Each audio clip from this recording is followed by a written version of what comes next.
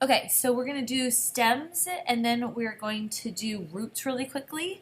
And then you are going to actually do a lab on all three. We just did plants, the leaves, and then we're going to do stems, and then you're going to go off and do a lab on leaves, stems, and roots. And so you have to have the stem pictures. Make sure you're drawing these very carefully because when we do the labs, you're going to want to have it exactly as you've drawn it here. And on the test, it's going to be exactly as you draw it here. It's worth a lot of points. So the first thing is just a stem, which earlier we talked about. It's moving things up and down, like water's going up from the roots, food is going down from the leaves, and so it has to be able to move things back and forth. When you get your celery, which is a stem, celery, you'll actually be able to see some of the stuff that we're talking about here in the stem. So I'll show it to you in just a second. So functions, what we just said, it's moving things up and down. It moves water, and water's going up in xylem tubes, which you can actually see in a stem. And it also moves food down from the leaves in the phloem tubes. The other thing that a stem does is keeps the plant towards the sun. So they're competing with each other, and that stem's really important to push it up to get as close to the sun as it can get. Holds plants towards the sun for photosynthesis. All right, so there's two types of stems. A wood one, which would be a tree trunk, like that, which I have one, and a herbaceous stem, which is green, which is your celery, is a green herbaceous stem. I have green onion. That is a green herbaceous stem. I have a celery here. I'm sorry, that's not a celery, that's a carrot. That is a green stem. So not all stems are green. Some are wood. The wood one is not too tricky, but it's a lot, so pay very close attention, the wood. The very, very center, and draw this exactly as I am, please, is something called pith, and it's just dead cells.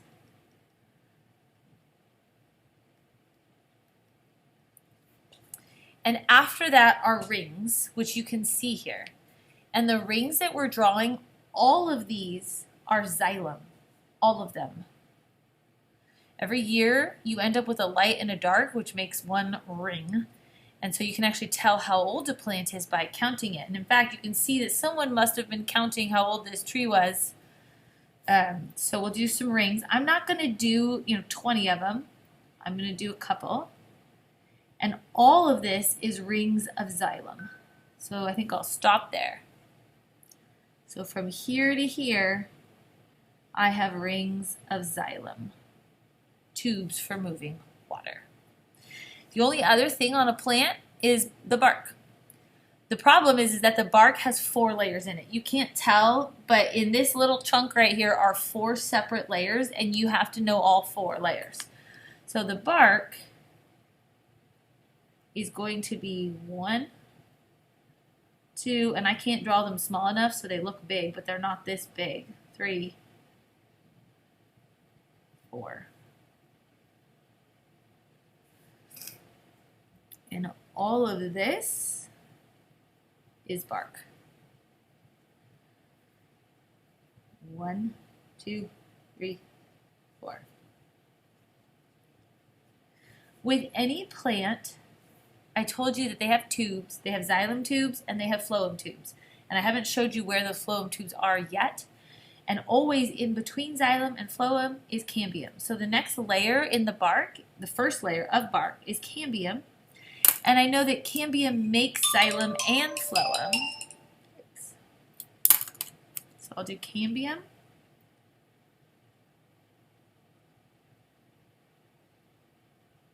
Cambium, which I know makes xylem and phloem. And if you look, it's xylem, xylem, xylem, xylem, cambium. On the other side is the phloem, always. And phloem is moving food. So if you do this on a maple tree, and you stick like a tap or a straw in here and you hit just the right layer, which would be this phloem layer, sugar pours out.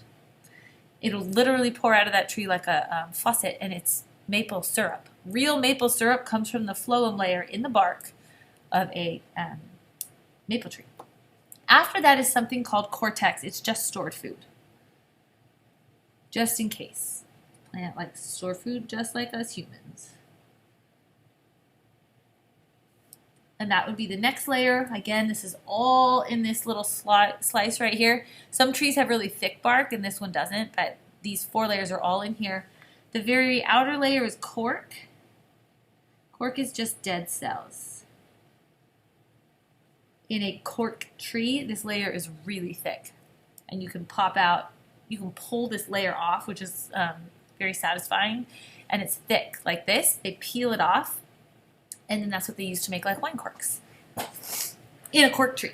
Other trees, the cork layer is not very thick. So this would be the cork of this tree, this like dead outer layer. So this, you'd have to be able to draw this in a minute and a half. This is a wood stem, this is pith, whole bunch of rings of xylem, which you can draw a few of them, but draw them carefully. I don't want to see a squiggle. And then the bark, which has 1, 2, 3, 4 parts to it. Cambium, phloem, cortex, cork. If you write this in the wrong order, you won't get any of the points. It has to go xylem, then cambium, then phloem, then cortex, and the outer one is bark. So we'll practice this, but this is exactly how I want you to draw in the lab. A green stem, like your celery, looks different. It still has a pith. I am drawing in green just to be accurate. And celery is not perfectly round, but you'll get to see this today. You're going to cut your celery. The reason that these are dyed blue is because you stuck it in blue water. And you will be able to see these bundles of tubes that I've been talking about. They're in leaves, they're in flowers, but that you're going to see really well. That's a xylem tube. So what you see are bundles of tubes. It almost ends up looking like a tomato or like a weird pizza or something. And these bundles of tubes, remember tubes? Another word for tubes is vascular. So these are vascular bundles. It means bundle of tubes. Each one of these is a bundle of tubes.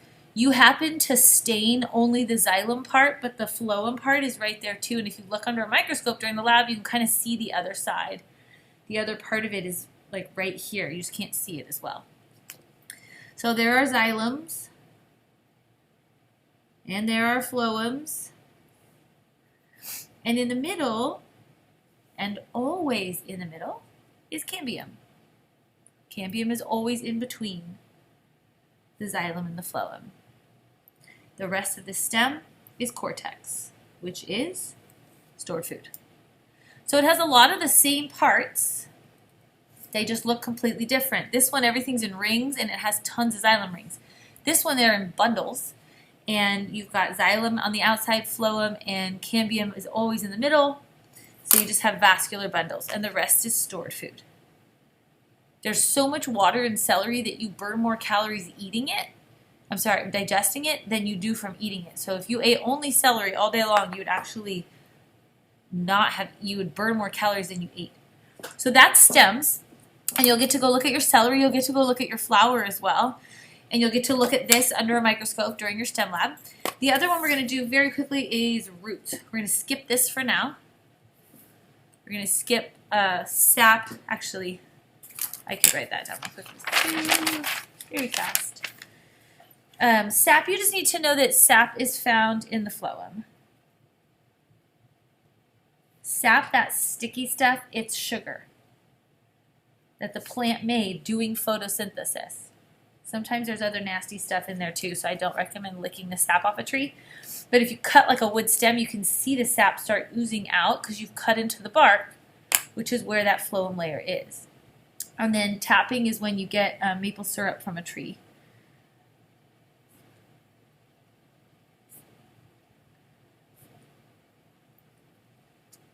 And please, I keep saying this, but that layer is in the bark. It's this layer right here. It's right there. This is the layer you'd have to hit to get that phloem or that glucose.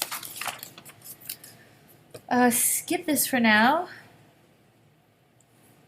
We're going to do roots. Some foods from a root. You might eat onion, carrot, which I have, carrots, potatoes. This is potato chips, baked potatoes, French fries. Those are all the same thing, which is potatoes. It's a root. Beets. I love beets. I didn't know I loved them until I started eating them all the time in Mammoth, and I don't know what happened. I just love them. Anyway, garlic. It's one of the world's gifts to us is garlic. Ginger. I showed this to you earlier, but I have ginger. Ginger's a root. We use this in all sorts of stuff, but it's a root. This is why it's not green. And a root holds the plant in the ground.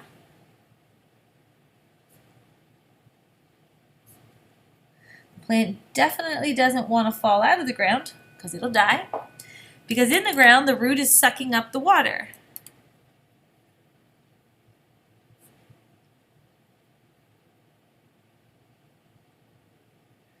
And then the plant will store food. And it's not storing it for you. When you grab a potato, you are taking a plant's stored food that it was going to use for itself, not for you. Ginger. This is a giant bubble of stored food for the plant. We take it and we use it and we eat it because it's edible. Onion, stored food for the plant. So we just steal those. But at this point, I think you know that we're not that nice to plants overall. Anyway, so 2 types. Fibrous root. I love this one on the test. You're going to like this one. It's like the root that you'd see in grass or this green onion. It's just a bunch of threads that stick down. There is no labels. Done. Cool. That's the best drawing ever. You actually get a point for drawing that. A taproot is more like a carrot. There is the primary root. Primary is written like that. Little tiny secondary roots. They're pretty small. And that is written like that because who wants to write the word secondary out? Almost done. There's usually some sort of edge where there's growth happening. This is the root cap. And then sometimes there's little hairs that come off of this. And all of this is to help this plant get water from the ground. So these are root hairs. So on the test, I'll ask you to draw a fibrous and a taproot and label root hairs, primary and secondary root, and a root cap on this guy. Nothing on this, and it's worth 5 points. However, if you try to label this, you'll actually lose points for labeling something that doesn't really have labels. So if I were to take this carrot and cut it, and maybe you've seen this before. Get rid of this. I'm going to grab one.